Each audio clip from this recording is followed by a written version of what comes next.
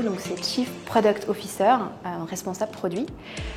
Donc responsable produit, ça consiste vraiment à comprendre le marché, comprendre les attentes clients, faire en sorte que le produit dont on est responsable ait le succès que l'on souhaite sur le marché. Et donc faire évoluer ce produit dans la bonne direction selon l'ensemble des besoins et selon le marché que l'on analyse et que l'on adresse. Et en parallèle, je travaille également au sein de l'équipe avant-vente de la partie régalienne du groupe, où là, cela consiste à travailler en binôme avec un commercial pour apporter une expertise produit et puis préparer et montrer nos produits en démonstration devant des prospects.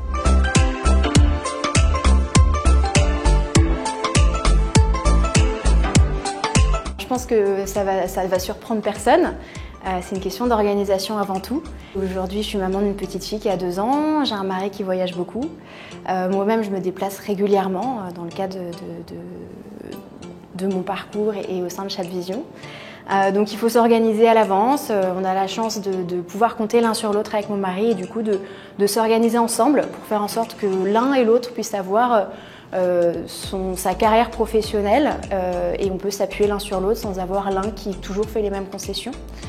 Ça, c'est un premier point. Il y a un deuxième point aussi, c'est que j'ai beaucoup de chance de travailler dans le groupe Chatvision qui me permet de concilier justement et de trouver un équilibre, notamment grâce au télétravail et aussi parce que j'évolue dans un écosystème bienveillant avec des collègues qui comprennent que je peux avoir parfois certaines contraintes et même un management très bienveillant qui comprend et qui m'apporte de la flexibilité dans mon travail au quotidien. Le plus grand défi quand on est une femme, c'est peut-être la maternité, puisque finalement c'est le seul point qui nous différencie vraiment des hommes. Je suis en plein dedans, puisque après ma première fille qui a 2 ans, je suis aujourd'hui enceinte de jumeaux. Donc c'est vrai que j'allie cette grossesse avec un travail, des déplacements. Là, encore une fois, c'est pas toujours facile de rester performant. Il y a de la fatigue qui arrive, il y a des choses qui arrivent avec lesquelles il faut concilier. Encore une fois, c'est un environnement qui est bienveillant au travail, qui nous permet de concilier des rendez-vous médicaux et un travail. Et puis après, il y aura l'après, c'est-à-dire le retour du congé maternité qu'il faudra gérer. Encore une fois, je suis plutôt sereine parce que j'ai confiance en mes collègues, les équipes avec lesquelles je travaille et j'espère et je pense que tout va bien se passer à mon retour. Aucun. Et j'espère que c'est vraiment le cas, qu'on n'a pas d'avantage parce que pour moi, c'est la vraie égalité entre un homme et une femme. C'est ne pas être avantagé parce qu'on est une femme. Aujourd'hui, je pense que les femmes sont capables de la même chose que les hommes dans un monde professionnel. Je ne suis pas très quota, je suis pas très... je comprends que ça puisse exister, c'est pas forcément ma façon de penser parce que ça peut nous amener finalement à se poser des questions de pourquoi je suis arrivée ici, pourquoi je suis à tel poste. On peut avoir des périodes de doute, de remise en question, ça arrive à tout le monde à certaines périodes et finalement ça peut accentuer des périodes de doute qui ne sont pas toujours faciles. Donc j'ai envie de dire, il n'y a pas d'avantage et heureusement.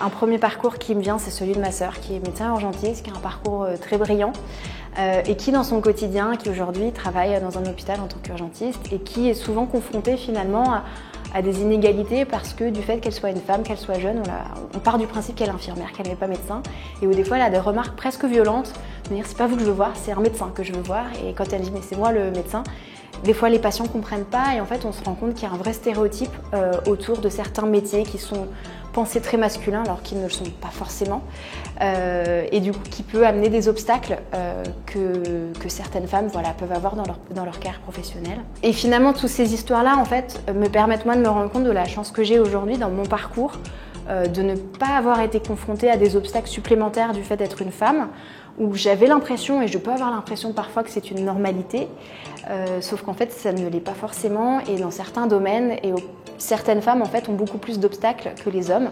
Donc je suis contente de répondre à ces questions parce que ça me permet de réfléchir et de me rendre compte que non, c'est pas forcément donné à tous, surtout à toutes et que c'est une vraie chance.